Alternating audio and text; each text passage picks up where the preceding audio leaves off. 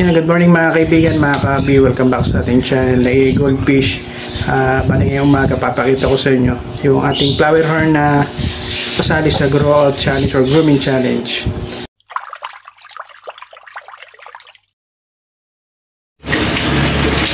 Yan mga kaibigan, ngayong umaga, papakita ko sa inyo yung flower horn natin. Si Books o si Booker, nagkasakit kasi siya noong nakaraang araw. Tapos ngayong September 15 ay final videos niya sana, kaya lang yun nga, nagkasakit siya, kaya hindi natin hindi tayo makapagpasa. Ito mga kaibigan, papakita ko sa inyo.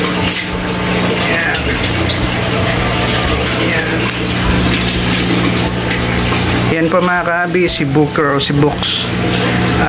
Nagka-problema siya. Tingin ko heksang naging sakit niya kasi hindi siya kumakain. Tapos yung cock niya, yung pinaka-uling ayan, ay nag-drop or drop cock siya. Yan. Pero ngayon medyo okay na siya, hindi ka tulad ng mga nakarang araw. Nagsimula ko siyang napansin nung September 11. Napansin ko siya, tapos nilipat ko na nga siya rito sa ating tank. Tapos ginamot ko, ginamitan natin ng metronidazole. Tapos bali 4 days na siya dyan ginagamot. Hindi siya kumakain, napansin ko hindi kumakain. Tapos yung kulay niya, nag-iba na yung kulay, medyo maitim na. Tapos hindi siya pala kilos, so baga matamlay talaga siya. Pero ngayon medyo okay na siya. Yan, kaya lang hindi na tayo makapagpasa ng final update natin para dun sa ating grooming challenge. Yan mga kaibigan, napakaganda pa naman ng isda na yan, kaya lang ganun talaga. Mga kaibigan, ganda pa naman yan. First update natin hanggang sa huling update natin nung katapusan, okay na okay pa siya. Kaya nang itong mga nakarang araw kasi araw ulan na ulan yun. Tapos nga sumabay pa yung nagkasakit siya, Examita. Yan mga kaibigan, gabi na, napunta tayo ng gabi kasi hindi ako nakapag video kanina.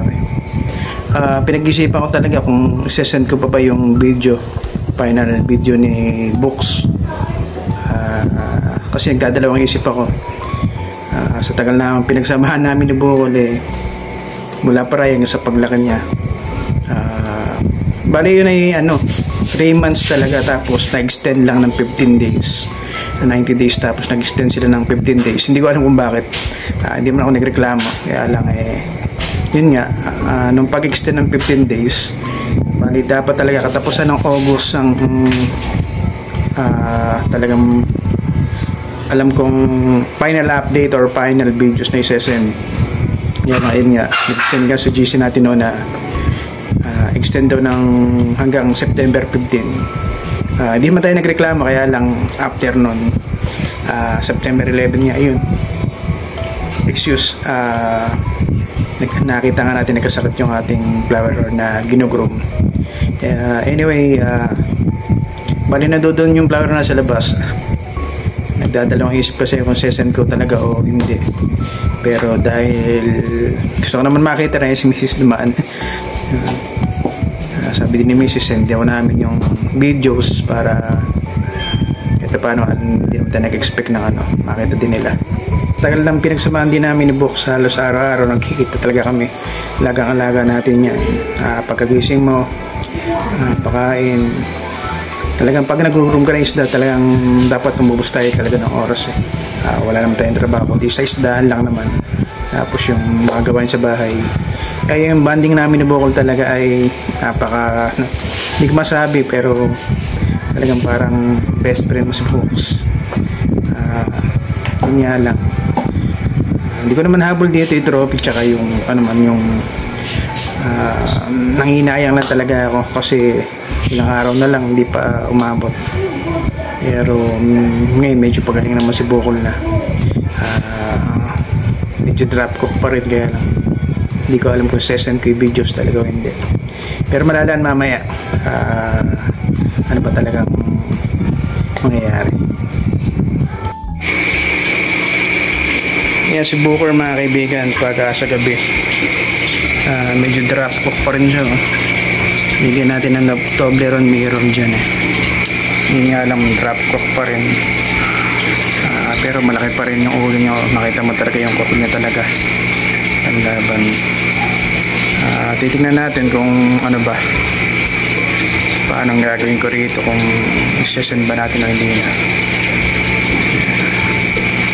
Sayang mga kaibigan, nanginayang talaga tayo dahil hindi makikita ng yung full potential niya talaga dahil nga nagkasakit siya.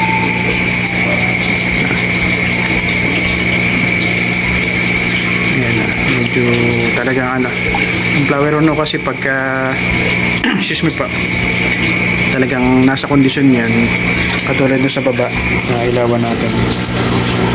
Ito no? Talagang maharot po yan.